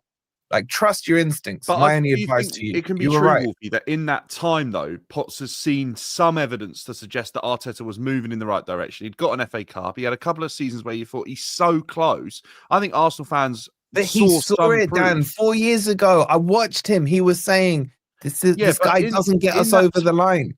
Okay, fair. But in that time, it's not like he hasn't done something. He's done okay, but it's just not been enough to get you over the line. So you can also take an evidence-based approach that if he started, if next season he starts doing well and he learns from everything and he basically listens to everything that Potts has sort of said as an issue there, and he took it all on board and everything people have been saying about him, and he learns and he does better, Dan would be able to hold his hands up as well and say, look, he didn't do well enough. No, he doesn't need to. Because if they win it next year, it will be because of who they've recruited this summer. What Arteta's done now is proven that he can't assemble a squad. That's a huge if, though, isn't it? Because it might not be based on recruitment, but it has to be now, Dan, because he's proven he can't assemble a squad. He's had 5 years to assemble a squad with 750 million and couldn't do it. They got the new guy in now. So if they go and win something next year, I'm sorry, but he probably gets the credit because he'll be the one who's assembled the squad. If there's a drastic change in recruitment, I'd agree. I would agree with you. But 100%. Nothing happens and he gets another season, which, by the way, if he gets another season, I mean, I don't know what Potts, do you see him getting another season? Which I don't know about that. Yes, he does. They're not sacking him. I think he'll stay for another couple of years, bro. I really do. Would you agree the only way, because we were speaking about the permutation of Arsenal potentially not getting Champions League football. I think the only way the Cronkies that consider even consider sacking him is if Arsenal was to get Europa League this season, because it will affect the money and possibility. that's the only way they'll even consider it. Likely to. If Arsenal get top 4, which I think they will by the skin of their teeth now, because like I said, I think they lose against us and Newcastle. Arteta's scot-free. He's got another transfer kitty and he can buy who he wants again. Rums, do you realize that? I was thinking about this earlier.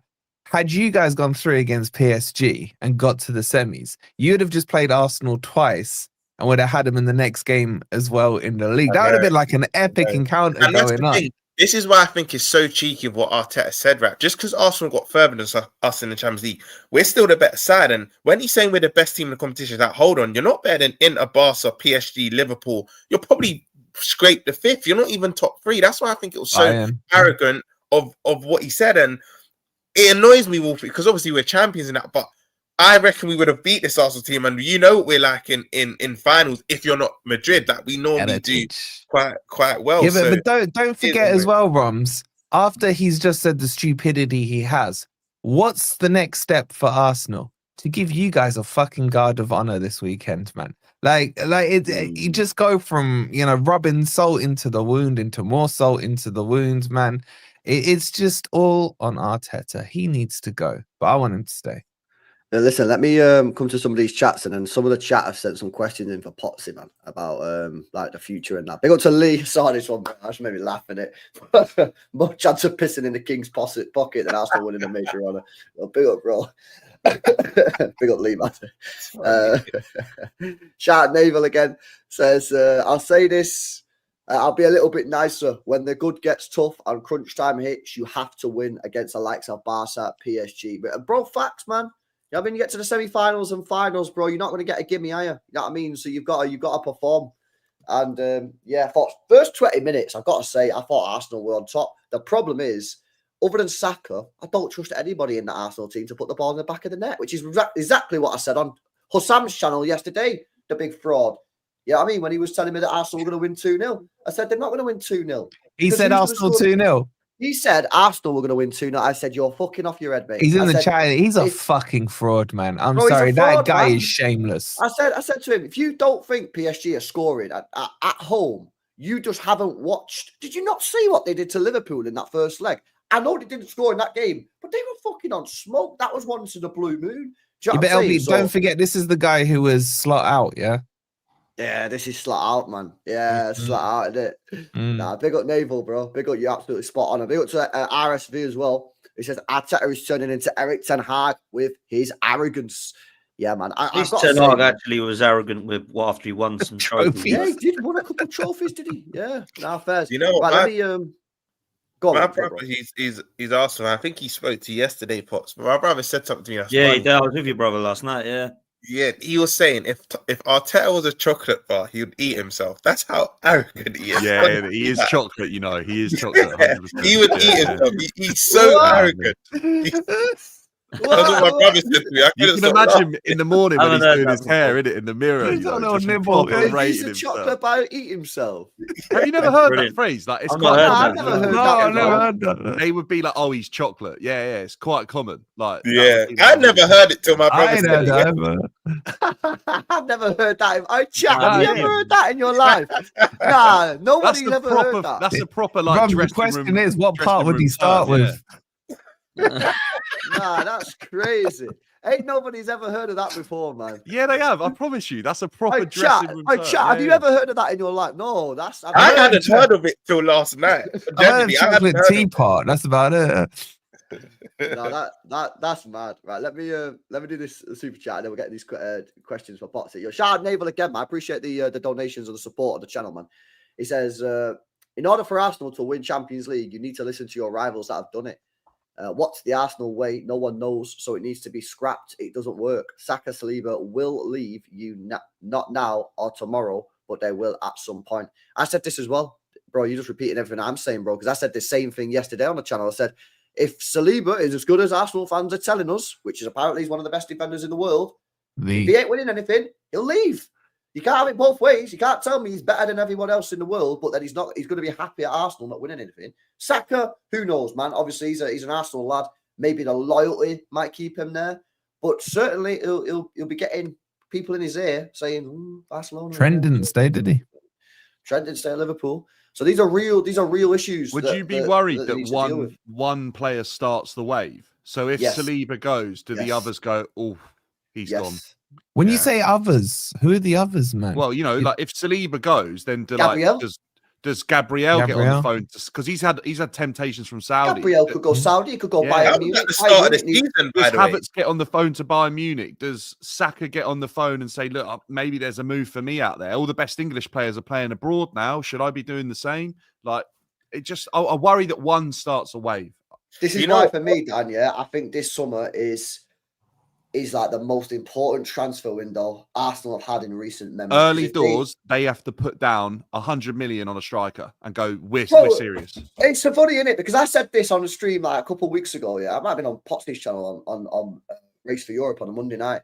I said, why don't Arsenal, first day of the transfer window, because we've got that 1 week transfer window, that 10-day one. The first day of that transfer window, why don't Arsenal go out there, activate the release clause of Gyökeres, activate it, pay the money, and get the deal done, signed. But maybe not the same day. That's a wave of momentum in the opposite direction that players go, oh, hang on, they're leveling up again. I'd be tempted to go there if they're getting Gyökeres. Bro, imagine if Arsenal activated Gyökeres' release clause on the first day. And then what happens is you get Arsenal fans saying, oh, it's not realistic. Why it's not realistic? The transfer window's open. You just deposit the money into the Sporting Lisbon account. It's a release clause. Just do it, man. Get it done. But they won't do it, innit? They won't. See what happens. Anyway, big up Nathan, man. I appreciate it. Let's go through some of these questions from the chat, man. Nathan says, shout out Nathan, man. I think he's challenging Potsy, which is cool, as long as it keeps it 100, innit? He says, Potts, is it Arteta's fault we didn't buy anyone in January when he was begging for players every interview? So I don't know what's funny, like you're an Arsenal fan, you'll know more. What happened there? Because that was a disgrace, in my opinion, Potsy. From the outside, as a neutral looking in, you're in a title race, you're in the Champions League, you need help, you and your squad need support. Personally, I thought that was an absolute disgrace. FA Cup as well.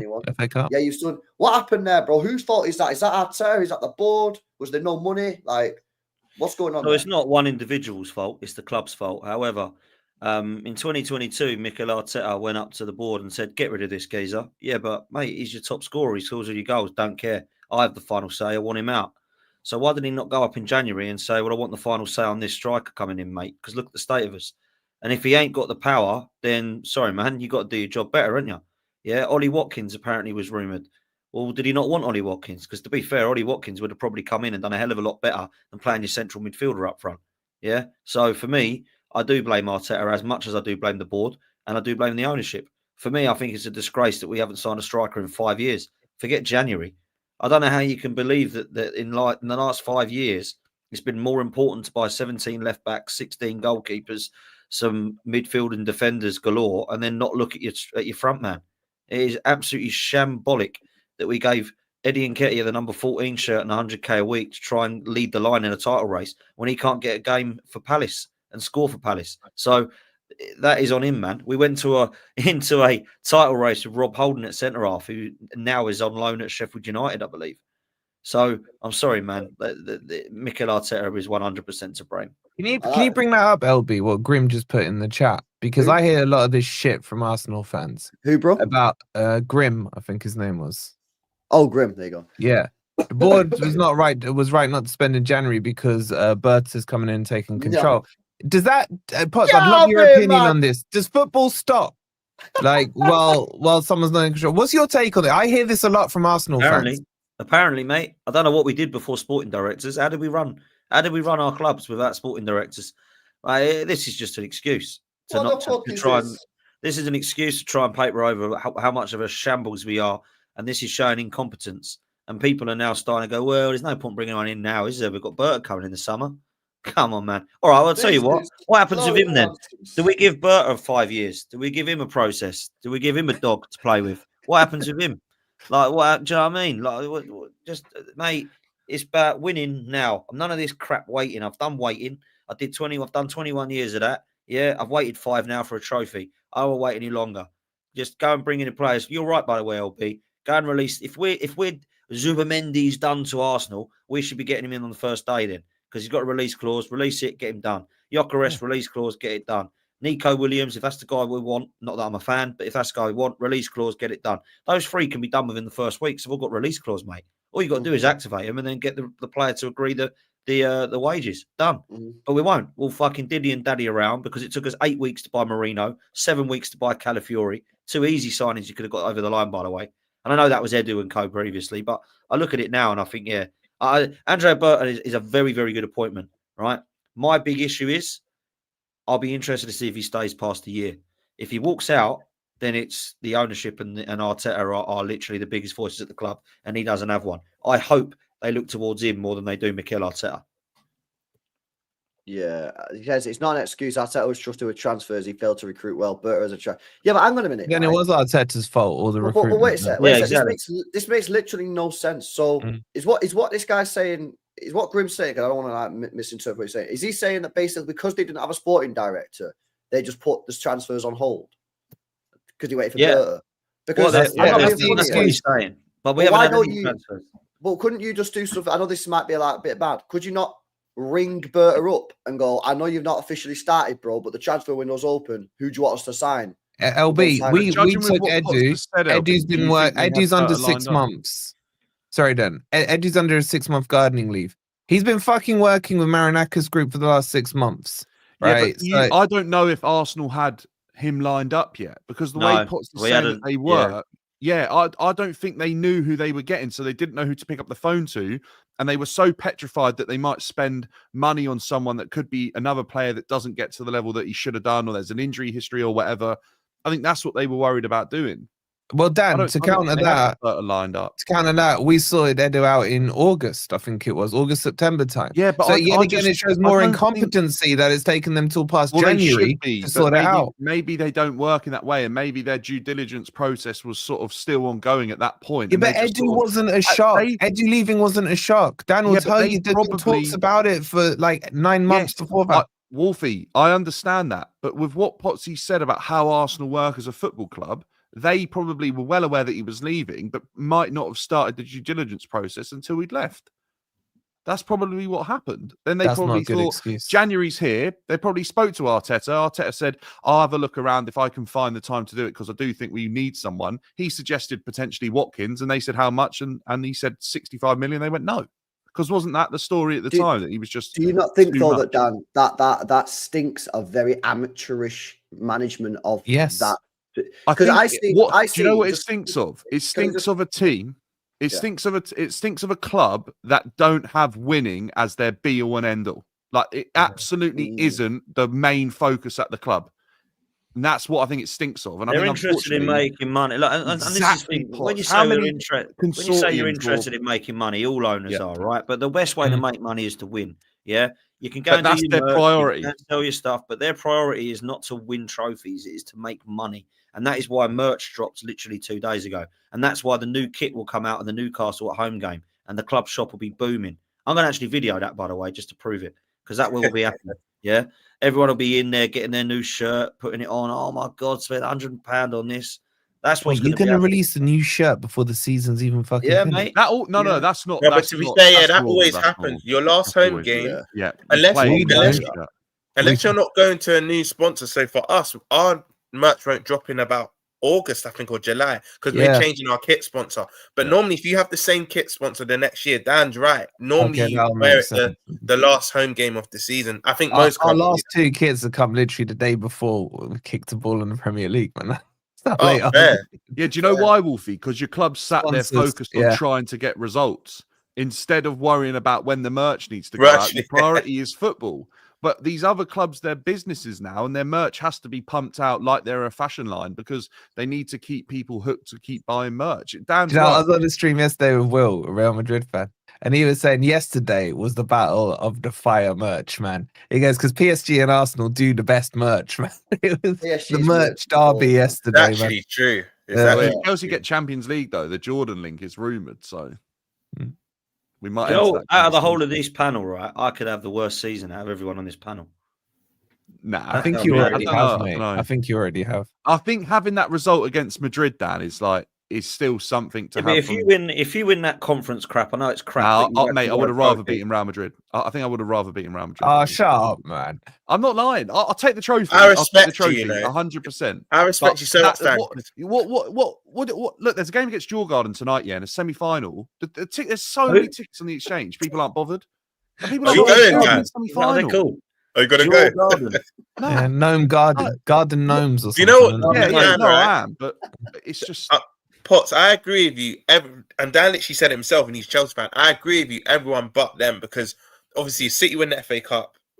If Forest get Champions League, it's automatically a better season in my opinion. I But had the best season. I just don't rate the Conference League that much. That I just think you and Chelsea probably there. If you both get Champions League, it's probably not one's had a better season than the other. Champions League and win a trophy, then they've arguably had a better Potsy, season. But come on, I Potts, hear it's the you- Conference League. No, Yeah, you but- can't say that, Roms, because Chelsea but have effectively won the FA Cup. They've effectively won the FA Cup. No, because no. Wolfie, I do you know would what I'll much say? rather- I see Conference League the same way I see like the Community Shield. I It just doesn't think matter there's how you the see it. It's the prize. The Conference League prize is identical to the FA Cup prize. So it's like they've won the FA Cup. Wait, it's identical? How? Yeah. Nah, Do you get the same amount? the reward of Europa you're League doing- football, Roms. Yeah, but you're the doing reward this of all. Europa League football. You get Europa League football, so it's the same. Winning the Conference League is not as good as winning the. No, FA I'm not Cup. saying it's this is not. good. I'm saying the prize is the same. Yeah, No, but because it's the also teams you have to prestigious. Effectively, winning the FA Cup and winning the conference is exactly the same in price. Wolfie, it's not. The teams you have to beat to win an FA Cup are probably more of a challenge and have more Then, stats yeah. to them than winning the Conference It League. depends on your run. I mean, it depends. No, Chelsea's who's only in front of you. Chelsea's only challenge will be in a final because whether it's Fiorentina or Betis, I think it'll be Betis, yeah. tough. I genuinely think it will be tough for them, but they've not really had a challenge since. I would honestly, Potsy, I would rather be in the Champions League, beating Real Madrid, and being in a chance to potentially finish second or try and win a Premier League title I agree. than have a season where we've been fighting for fifth all season. Yeah, but it doesn't matter, Dan, because sorry. you know the Chelsea fan base will chuck it at Arsenal fan base saying, we got a trophy again. Yeah, but that's not We me. completed Europe. We might do. We'd be able to, yeah, but we would have completed Europe. But that's only because of what we've done in the previous 20 years that we can sit there and say we've won it all. But actually, when I look at the season, I'd much rather my club be fighting for the biggest honours in football than fighting for the Conference League. Nice try, but I don't know. Who does he support? Who does he support? Well, I'm sure you ain't got 2 stars, mate. So I don't Do you need know what, Conference right? League. I ain't West Ham. Trophy is a trophy, by the way. But I would still much rather my club fighting for the biggest trophies than fighting for a club like a West Ham trophy, because that's what the Conference League is. Do you know what? Maybe that's a bit disingenuous. Conference League is a bit higher than Community Shield, but I just don't rate it at all. What would be? I know no one on this panel is a United or Spurs fan, but what will happen, and we all know this will happen, is United or Spurs fans will say to Arsenal, "We had a better season than you." That is a guarantee. That will happen. They'll say that to Arsenal because obviously I'll never. For me, Europa League is the 3rd biggest trophy on offer. Some, depending on what era you grew up in, some will say FA Cup. They see FA Cup as bigger than Europa League, but I think to have the 2nd tier of Europe, and I know Champions League teams don't drop into it anymore, but Europa League for me is still a very prestigious trophy. And I think after the Premier League and Champions League in this country, it's the biggest trophy on offer. Nah, not for me. FA Cup. Nah, FA Cup runs. Now they don't drop down. It's FA Cup. It's. I think Premier League and Champions League are pretty much level. If I'm being Yeah. and then I think it goes FA Cup, Europa League, Carabao Cup, Conference League. Yeah. Notice how Man City are in the FA Cup final and he snuck right in 3rd place. No, FA Cup. The chance of you having to win the FA Cup, you're gonna play 1 or 2 teams that are good enough to potentially win a Champions League or the league that season. That's normally what happens. Most of the time, that's what's going to happen. If not, you're then going to play a team that is potentially good enough to win something in the Europa League or get top 4 or 5. To win a Conference League, you're playing. If Villa had got through to the final, I'm not finished. Sorry. To win a Conference League, you are beating teams that are mid-table in the Swedish league. Yeah, but if Villa had got through to the final, they would have played teams in Div 1 and Championship and only potentially faced Man City in the final. But Villa aren't in the final. I'm saying if they'd beaten Palace, I'm saying. Yeah, but they didn't beat Palace. That's the thing, isn't it? A Prem team. All right, Palace who are beat fighting for- Villa, Millwall, and who else did they have? I can't remember. And maybe that's because of what Potsy's saying earlier, is that managers like Maresca and Arteta aren't valuing those domestic trophies enough. I agree because it's all about the money. If you win the community, if you win the Carabao Cup, you get £100,000 prize money. That's crazy. It's on the FA website. If you don't believe me, it's on the FA website. You get 100 grand. So if I'm not being funny, you get 10 times more money for finishing one position higher in the Premier League than winning a trophy. So they're not asked about it. You get like 4 mil for the conference. Yeah, but the only reason there's any incentive for Chelsea to win the Conference League this season is genuinely because it just ticks off the last trophy that's been added that we haven't won. Other than that, there's not much incentive from Chelsea fans to go and win that because it's not held in enough prestige. I genuinely think Chelsea fans may have rather a League Cup. You know what? Back to your argument earlier, Wolfie, when I can't remember what trophies we were comparing, but you're saying you get the same prize. I think if you win conference and if you win FA Cup, you both get Europa League. Well, you can flip that because I understand what you lot are saying, the FA Cup over the Europa League, but Europa League you get guaranteed Champions League and you're seeded. Actually, I don't know if you're seeded anymore, but you were pot 1 in the other format. So that's again what pips it thing. But I do understand what you lot are saying with the Champions League teams not dropping now. It is much easier, and that's evident. Bodo Glimt, in my opinion, would have never got to a semi-final had the Champions League teams had dropped. That's it, Roms. Back in the day, like 2019, right, when it was Europa League, Chelsea versus Arsenal final, I actually think there was a bit of prestige to that. Whoever come out when it gets Champions League football and also wins against a serious team. But I think now the fact that you could play Spurs or Man United are going to be in the final and they're finishing like 15th, 16th, 17th in the Prem. And then you've got Bodo Glimt who are playing on a 3G pitch, getting all the way to the final. And you've got potentially Bilbao. They're probably the only team there that are having a serious season for who they are in the Europa League. I think the Europa League has got weaker because of not allowing the bigger teams to drop in. And I think it's become less of a spectacle and it now has less stature. Do you know what? It comes down to the luck of the draw because even when you see United's win last season, it was easy until the final. Like, you had a lot of home fixtures. Do you know what I mean? So I just suppose it's just luck. It actually just comes down to the luck of the draw because you can have an easy FA Cup campaign. So yeah, but I get your gist that you have to beat someone quite tough. Yeah. Let me do these chats and then we'll wrap up on this final question before we end the stream, man. They sacked Malone. Why not? Who's Malone? Malone. They've got a I manager don't know called what that Malone. means. Don't know who that I don't know is. who Malone is. I wonder if he's put Is he like a caretaker manager for a day or something?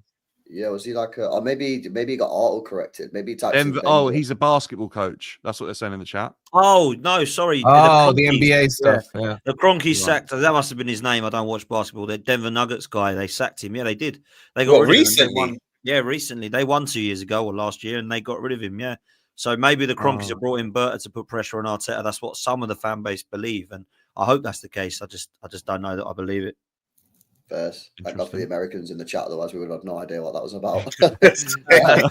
Big up for the donation, bro. Big up to Jarvis as well. Says, but you need to trust the process with the £2 super chat. Big up to you, bro. How long is the process? Does anyone know? Just so like we can have a timeline. It's infinite. The process is infinite. That's the thing. A process is infinite, and this is why it's such a gamble for football fans to back a process because you can waste 5 years and get nowhere. That's why it's so hard to look at. Let's be honest. The process is until he wins a trophy because if he wins a trophy, then they'll say, "Look, the process is done." But then actually, it depends what type of fan you're because if he wins a Carabao or FA Cup, which is still a trophy, they'll still say, "Yeah, the process isn't still done," because the Arsenal fans that have higher standards, they want the Champions League or they want the Prem. So he could, Arteta could find himself in a situation where he still wins the trophy and the process is still ongoing. Depending on what type of fan you are. It's like when you play like a video game, innit? You can do it on easy mode or expert mode, and he's just gone on easy mode, gets a Carabao Cup or something. So what would you rather, right? Would you rather trust the process for 5 years and you build a relationship with the manager and you end up winning it, or you get Arne Slot come in and win it his first year? What would you rather? And then you build a relationship with Slot for the next decade, and he's a god. Slot straight away. 100%. I'm exactly the same. 100%. Yeah. Do you know what? Even Jurgen Klopp, right? a lot of Liverpool fans won't admit this at the time, but had he not got to that Champions League final, the one we lost when Karius did the crazy stuff, right? He was going to be under pressure the next season, but because we saw, we sold Coutinho, he was building something. We got to the Champions League final without not the greatest keeper and not the greatest defense.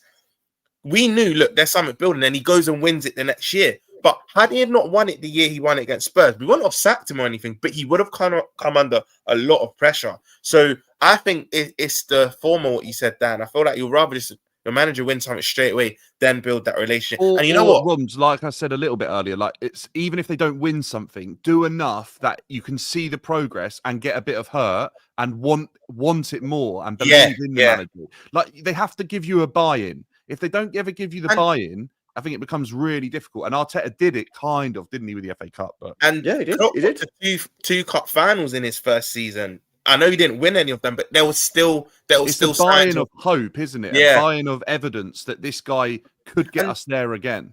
You know what, Dan? You just said, would you rather a coach come in straight away and then you build the relationship? Hold on, once you win, the relationship's already there. That's kind of what Arteta did at the start.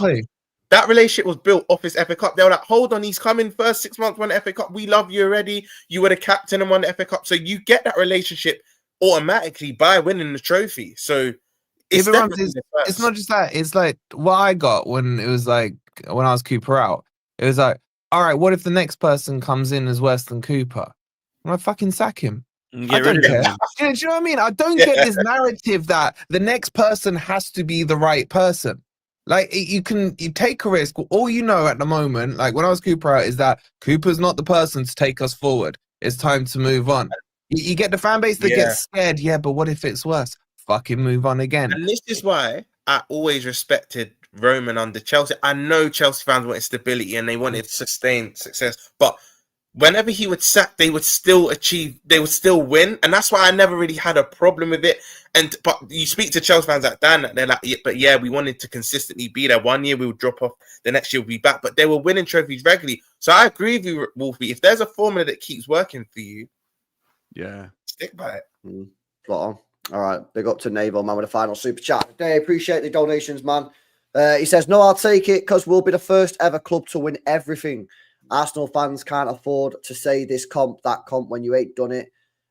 Take what you get. Stop choosing. Just take, says Naval, which I'm with, man. I agree with the get whatever you can get. You know what I mean? This season for City's been shit. Yeah, give me an FA Cup. I'll take what I can get. You know, we move. That's how it is. All right, and final question before we wrap it up. Yeah, no paragraphs. Arteta goal tomorrow, lads. Who do you think Arsenal should get in as the next manager? Inzaghi. Zidane. I don't think Zidane goes there. Realistic though. Simeone. Break the bank for Simeone. Do all you can for him. I think I go, Simeone or Inzaghi. I'd aim towards Inzaghi. I really like Inzaghi. I think Inzaghi's a good manager. But yeah, I think Simeone or Inzaghi for me. I'll go Inzaghi though, so I'm not sat on the fence. I don't think Potts is allowed an opinion on this one. Oh yeah, you're not allowed opinion. Potts said City's assistant. Yeah, I want the Man City assistant manager. Do you know what it is with Inzaghi, right? Because he's had recent, so is Simeone, but I feel like it's gone a bit stale at Atletico Madrid for Simeone. I feel like he needs that fire in his belly again, and I feel like he needs a new challenge where Inzaghi's had more recent success, so he'll still be hungry, obviously, to win, but I think Simeone will have more hunger, and I think stylistically, I know he's changed slightly over the seasons, but let's be honest, he's predominantly more defensive. I know the last couple of years he's gone more attacking, but I think Simeone could do better with Arsenal's current crop of players than it ends up. To be fair, they both will do well, but I just think they're slightly more suited to Simeone. Slightly. Simone and Berta would be unbelievable. I've always wanted to see Simeone in the Premier League as well, but I think Inzaghi is actually quality. I really like him. And I think the three at the back thing, I mean, I know he doesn't always play that of late, but that could work at Arsenal. We've got enough bloody defenders. And I think, if I'm honest, it would be him. I'd take Luis Enrique as well, you know. Oh, 100%. Yeah. I'd take him as well. Do you know what? Would you take Klopp? Yes, in a heartbeat. Right, this is where we end it. Yeah, but do you know what I would say though? Do you think there's a world where maybe you might want to give them a few more years? If Enrique wins the Champions League, and I think he does, and I think some of you on the panel might think he does as well. Do you think he might want to leave on a high, or he's like, hold on, I'm just getting started. Let me carry on like trying to win more. He stays, man. He's got credit. I think he'll stay, man. That'll be his second treble, by the way, Roms. Yeah, I think he's my number one target now. He's my number one target. He's unreal. I can't believe Chelsea were this close and they just didn't entertain it and went for Poch. Wow. Maybe Poch to Arsenal. Poch, Poch to Arsenal. No, you don't want Poch. Poch is a fraud, man. I tell you, this guy's a fraud for the longest time. Do you know what I was hearing? Do you know who I actually think that there's a couple of managers in the Prem that are like, that they'd be potentially able to do way better if they were just given the opportunity. I think there's some really good managers in the Prem sort of floating around mid-table that could, if they got the opportunity, could actually be the difference. Name names. I think that Pereira at Wolves has got such a good track record. I know they're in good form at the moment. I know that seems like a bit of a recency bias. Marco Silva, mate. I'm telling you. Marco Silva's another one. Yeah, 100%. Ireola's another, although he's having a bit of an off patch at the moment. I don't know. I like Thomas Frank. When Slot announced he was leaving, I can't stand him. When Slot announced Klopp announced he was leaving, he was in he was at my third or fourth choice. I rate Thomas Frank. I don't know if he's a winner. I got to be honest. Do you know Arteta than those because I mean, they might do well at Tottenham or they might do well at West Ham or something like that, but I don't want any of those at my. Arsenal can't get rid of Arteta. Winning mentality. But Arsenal have to get rid of if Arteta is goals. Arsenal have to go and get the big dog. Yeah, has to be Simone. The thing is, right? The difference is, right? Obviously, like this is where you give Arteta credit. What Arteta has done now is laid the foundations. The question is, can he build the house? And at the moment, he doesn't look like he can build the house. So now the foundations are there. If Arsenal do decide to move on from Arteta, which I don't think they will at any time soon, there's no point in buying another guy or getting another guy to build more foundations. The foundations are there. Add a striker, add a winger. You have to go for like Ancelotti or something, don't you? You got to go for the name. Yeah, Enrique, Mourinho. Because you're going to need that manager to deal with the pressure because all of them other managers might just crumble. Because like you said, he's built the foundation. Arsenal are now at a win now stage. You can't kind of have a project manager coming in because essentially that's what they have now. So yeah. Some of the names in this chat, man. Southgate, Neil. Southgate. Okay, now. Hey, don't, lads. Potts has been through enough anyway. Don't Southgate. My word. Imagine madness. All right, listen, guys. I'll go on, Roms. What are you saying? Just quickly, you should go down the sentiment train and get Vieira in. Man, do you know what? If we do actually get rid of him, I think the Cronkies will look at Cesc Fabregas as the next manager. That's a shout. That is a backwards. He's linked for the Leipzig job. I think but is that not again more of the same? Like, I don't want it. That's what'll happen though. If this ownership aren't serious, man, they don't want someone like that coming in my opinion. But I might be wrong. Gotta get rid of this guy first. I ain't going, mate. Yeah, exactly. All right, then. Big up, man. Listen, guys, if you've not done so already, smash these likes up. Over 1,200 people locked into the show, man. Let's get these likes up to at least 500 likes. Smash that thumbs up button. Make sure you guys are subscribed to the channel. Listen, Potsy, big up for jumping on, man. Honestly, I thought you'd be asleep, so big up for jumping on anyway. But tell me what you got coming up on the channel tonight, man, because we're all going to be locked in. Yeah, I can imagine, bro. So I've got I'm jumping on with a gal now on his channel. I'm going to be rattling him because he talks absolute waffle. Is he live now? Yeah. Yeah, he's going to be. Yeah, he's going to. I don't know if. I think he's just set up. So jumping on with him. 3 p.m. I've got a pre-record with Troops, which will be coming out later. 4 p.m. on my show with Wolfie and the guys and Hooks, who's going to get absolutely destroyed. Yep. He's out now, by the way. I've seen his tweet. Apparently so. Oh, he just swings with the wind, mate. Well, that'll be fun. Watch that one at 4 because that's going to go. Everyone's just going to have him. And then tonight, after the Europa League games, I've got a huge Arsenal roundabout show, which is going to have everyone on it. I think it might actually have Lee, Egal, myself, Yardman, Stricto. There's quite a lot of people that are going to be on it, so it's going to go. I don't know how I'm going to host it, man. It's just going to go. On. Yardman is quality, man. Yardman and Stricto, they're back and forth. It's TV gold, honestly. Yeah, it's mad, isn't it? It's mad. Lee and Igawa, bad enough, but those two, oh my You've god. literally got a tag team. You've got tag teams within one. Yeah, it's like WWF. Bushwhackers and freaking Dudley boys or something. Yeah, the Dudley boys and the Hardy boys, right? Yeah, it's crazy, isn't it? It's crazy, but yeah, that's what I've got coming up, man, on 12th, man. Cheers, LB. And sorry I was late, bro. Nah, honestly, it's calm, bro. Wolfie, man, what you got coming up? I'm going heads up with Lux from Blue Tinted Glasses tonight at 7 because, I mean, we hadn't talked about anything but Arsenal, but we got Leicester this weekend. Get ourselves back into the top Lux 5. Is class, man.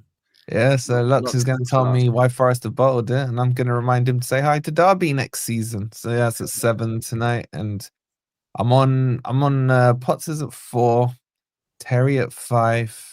And then that long day. Big up, man. Big up. Dan, you got anything coming up on the Chelsea? You Yeah, we'll have reaction to European semi-final after the game. European semi-final. Yeah, well, look, it is what it is, isn't it? We've got another being final shameless about it. Oh, by the way, I did a poll, Dan. And I did a poll before in the chat. I completely forgot. Oh, yeah. Would you rather beat Madrid in the quarterfinals of the Champions League, but then lose the semis, or just win the Conference League?